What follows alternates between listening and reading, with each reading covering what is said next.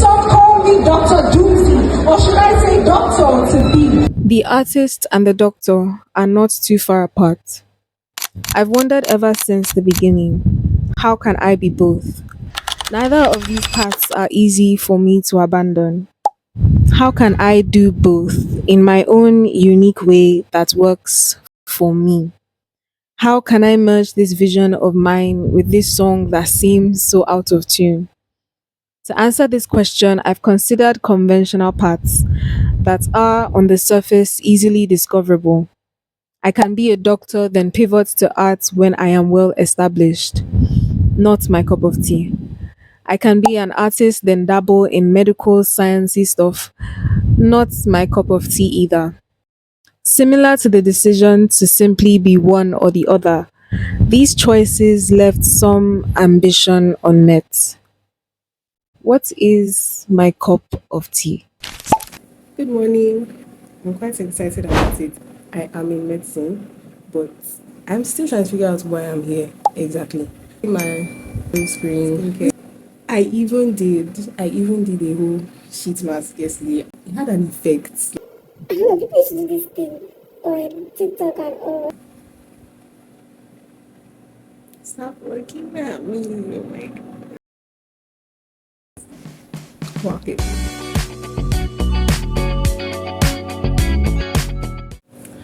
So this is me with the lip combo before the pose. I'm going to wear a white shirt today. So I have this scrunchie.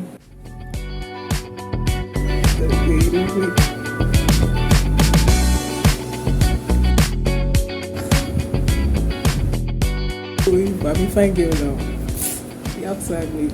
The outside. It is so nice to be excited about things, especially while in school. Facing all those struggles of assignment due. I have exam. Like I literally have an exam tomorrow, and I also have an assignment due tomorrow that I've not finished. So by the time I come back from this conference now, I'm gonna have to be jacking and on my Zoom, adrenaline coursing through my veins, trying to get everything done in time.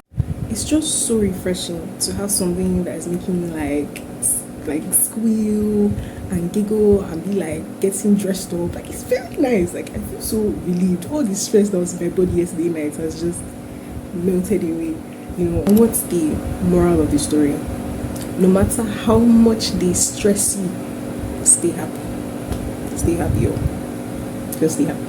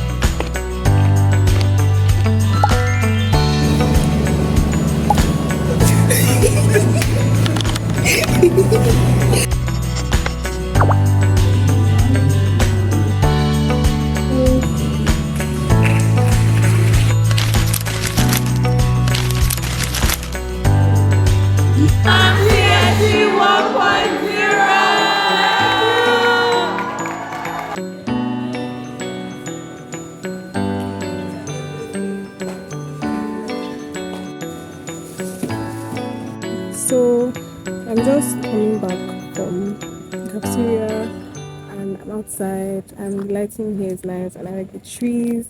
So I just thought that I should do a little recording of like post conference initial reaction. I think later I would do a longer video, but I'm outside and I'm shy. So yeah, um, conference made me very happy. Made me very happy. Made me feel very confident, much more confident than I have in a while about the things I'm doing, about myself, about my abilities.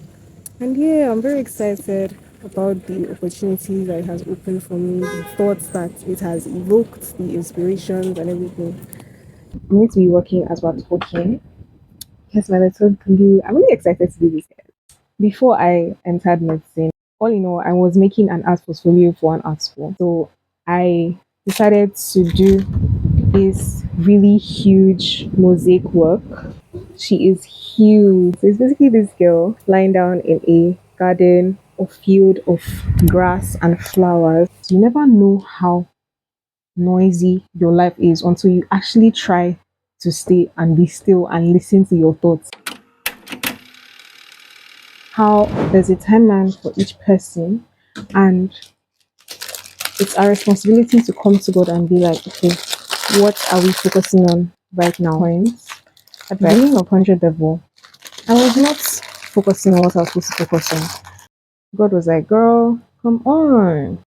And how did he do that? By first teaching me how to be quiet in my spirit, how to be silent, actually hear what he's saying. Because sometimes we're like, oh God, speak to me, speak to me, speak to me. God, you're not talking to me. God, what are you saying?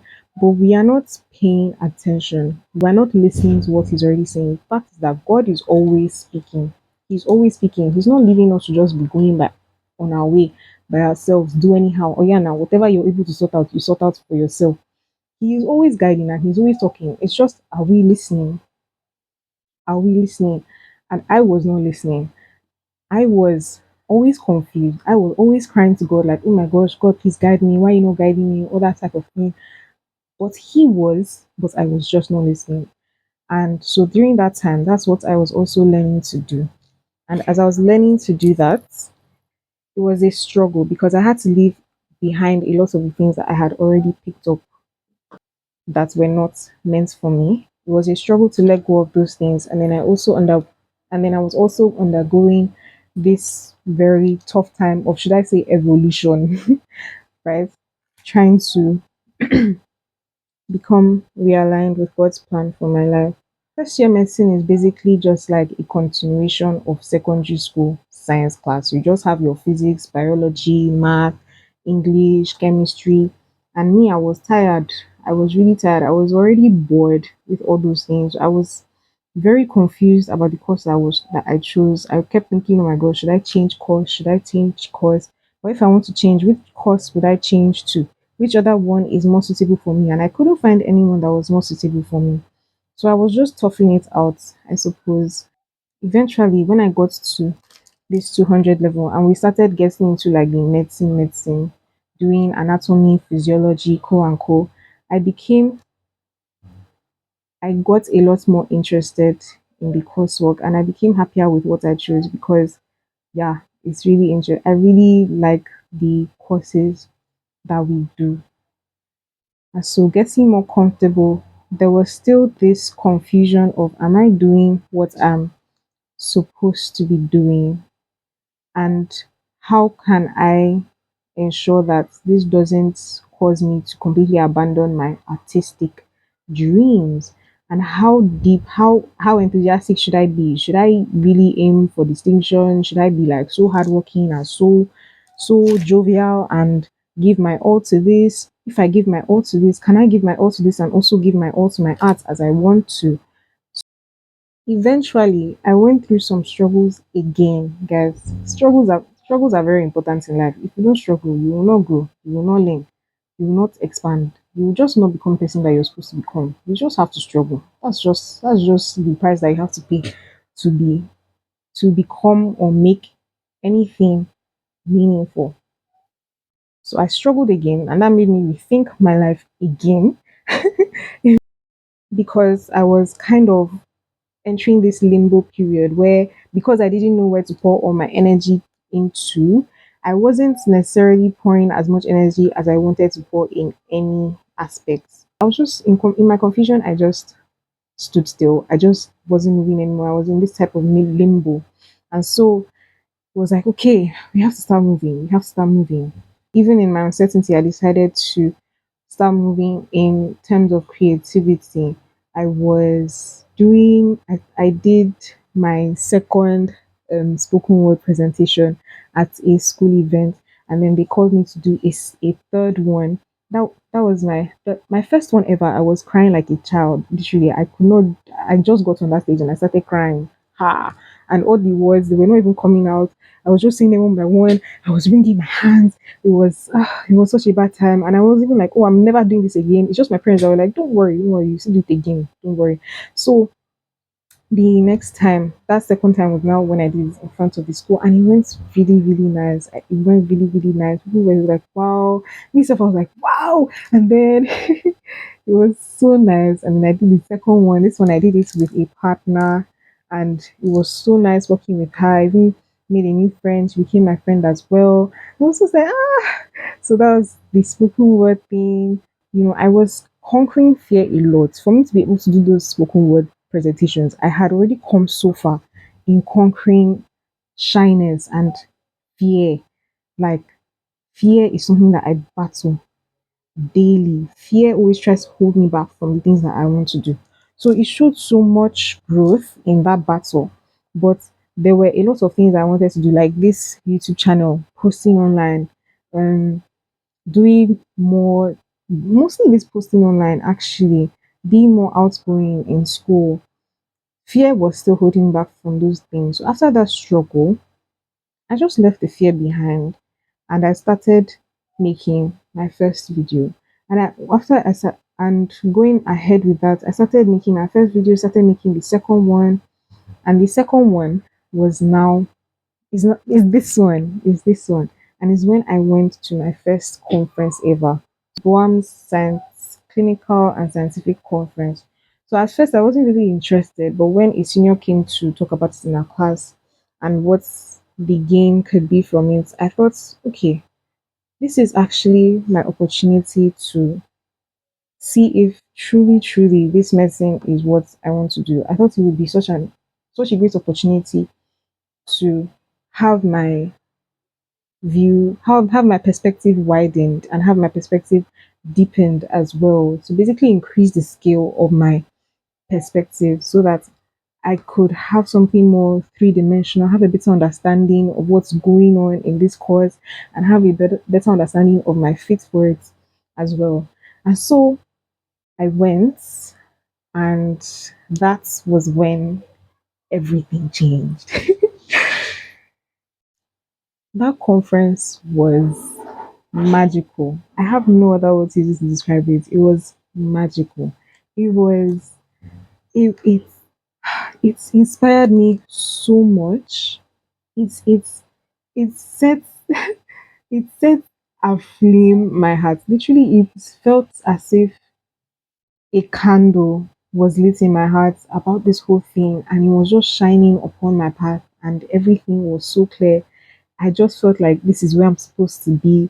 It's really inspired me because not and it was the whole environment. It was the people that were speaking. It was how they spoke, and it was what they spoke and how they said it.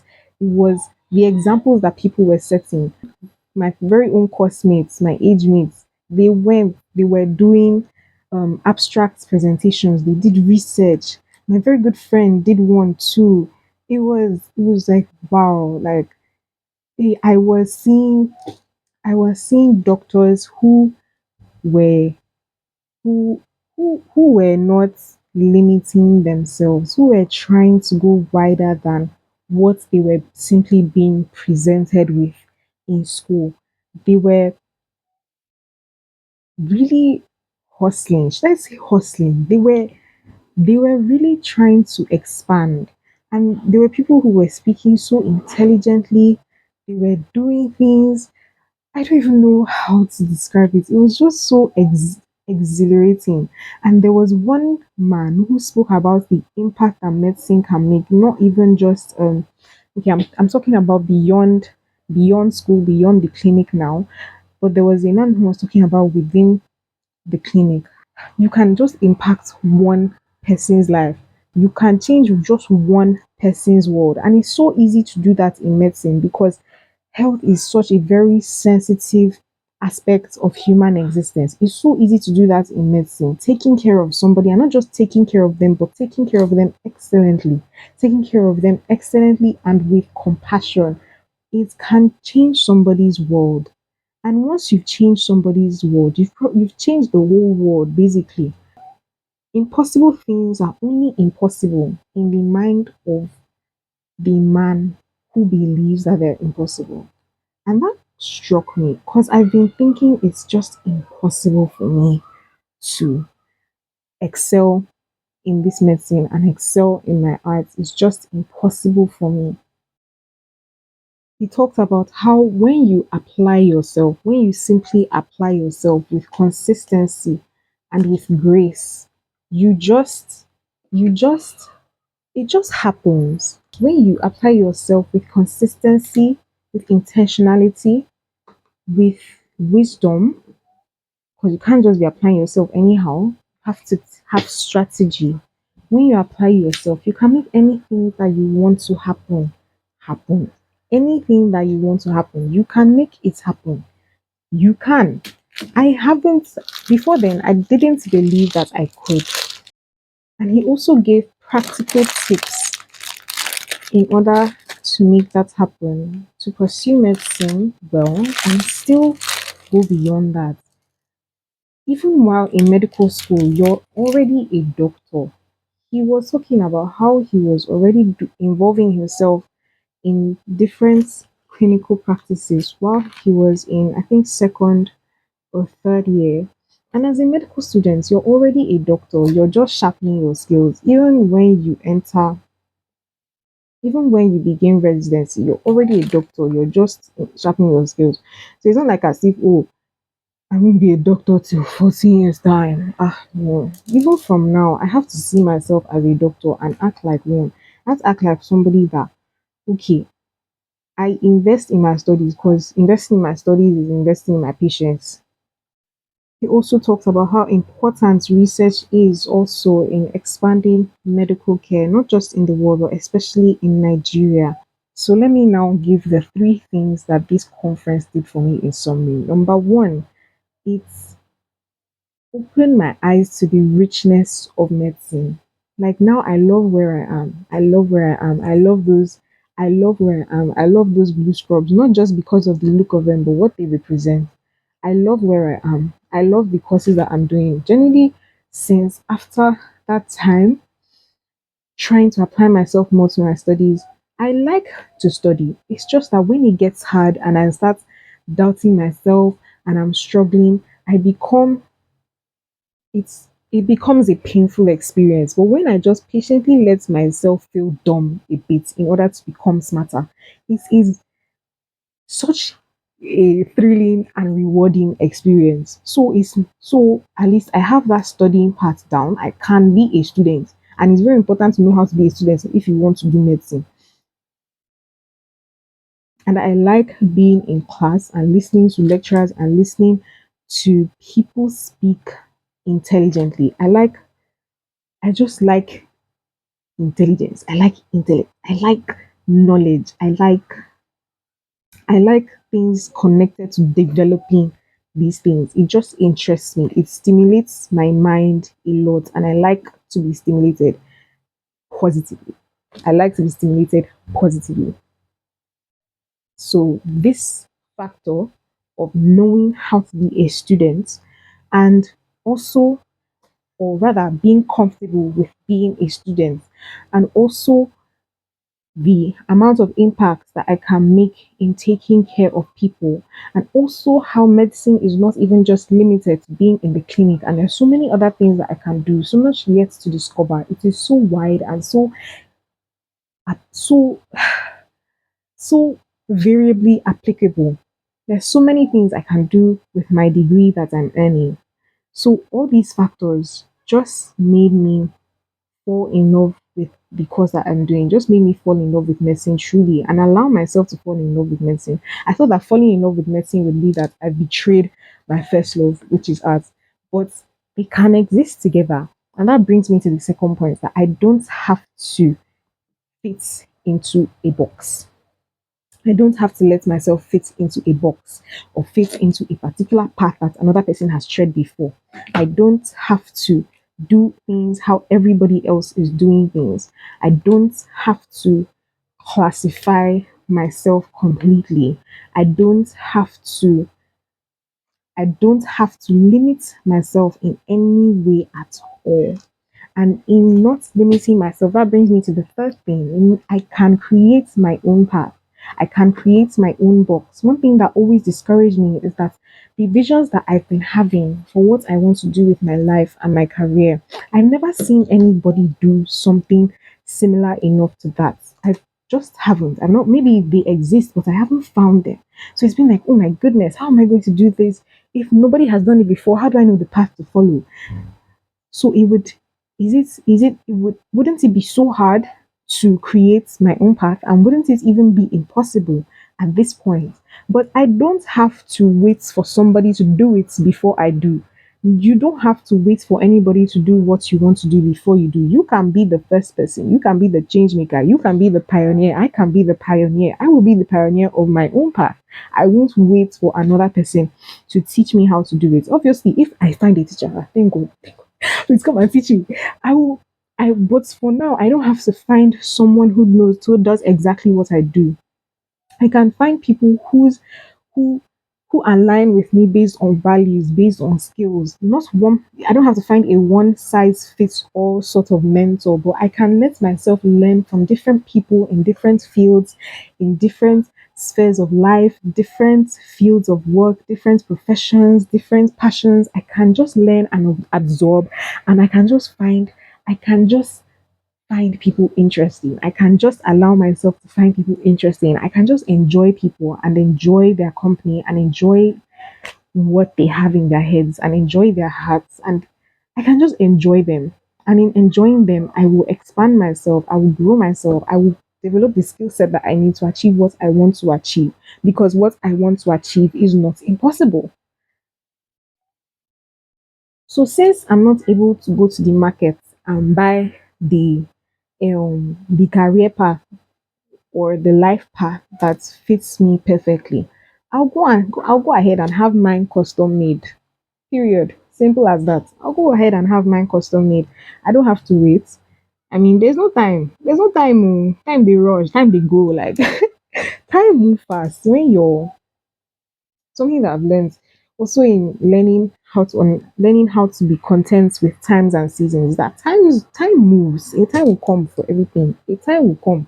Whether it feels like it's coming, whether it feels like it does not come, the time will come. When it comes, it'll be like, oh, it came so fast. It might feel like it came slowly, but it will come. Time will always come. So time will always be moving. There's no time. I cannot be sitting down and time is moving and I'm not moving. Hello, we won't do that here. So yeah, seeing all these doctors breaking boundaries, going beyond limits, I'm like, okay, I can break boundaries too. And I've not seen one that has broken the particular boundary that I want to break. But I can go ahead and break a new boundary and create a gateway or a doorway or a passageway for other people to break a boundary similar to mine. I can be an inspiration to people who who have thought like me, who have wanted to do something like me. Like I can be, since I can't find a mentor for myself, I can become a mentor for other people that don't have that. So in my own little niche, multi-dimensional niche,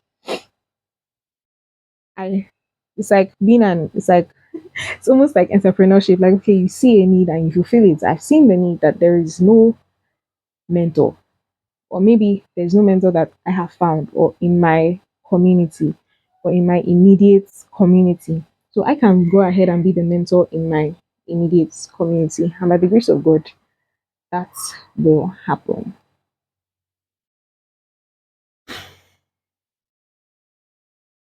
So yes, not just in feeding my mind, because that's one thing that I like about that. That's one way in which my two passions coexist or synergize. Medicine feeds my mind, and then art feeds my soul and my heart, and then they just help each other out. They just help me be a more whole person. And so now that I know that medicine can also feed my soul, and I know that art can also feed my mind, it's like, okay, so these two, they're not just intersecting in a few different ways. It's like a Venn diagram. They're together right there in the middle. They are overlapping completely. And in overlapping completely, more it's like light bulb moments. This is it.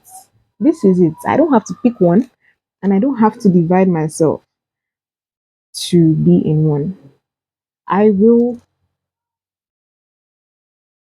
I will just be both. I don't have to divide myself, and I don't have to pick one. I will just be both.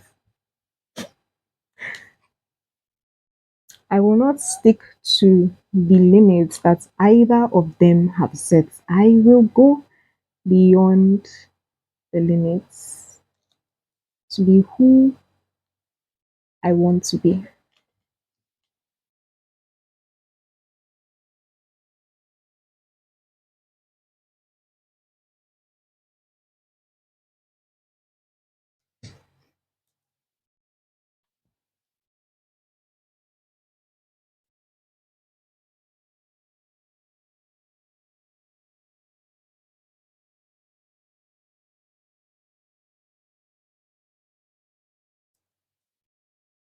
So, yeah, that is my new vision and my new goal, to go beyond limits, go beyond limits, go beyond limits. That is the exciting part of my life that I'm on right now. And yeah, I finished. I'm done with this petal. I'm done with this petal. I think I'm going to have to bring you here because so that all the bees don't pour on the floor. Hold on. Here we are. Ooh, I'm so happy. I'm not. I think I'll add one more bead. Let me show you this. I think I'll add one more bead here and here, but I'll make them stand sideways like this rather than down. I'll find a really flat one to insert to even the shape out. Other than that, that one is done. Woo! Applaud, applaud, applaud, applaud, applaud. Okay, that is it for this video. I'm so glad to have had you here in my little studio, and I'm so thankful for you staying to this point. I hope I've entertained you. I hope that I don't know, helped you in some way or anything. I don't know, but yeah. Thank you. Bye. Egwe, it's boring. It's boring.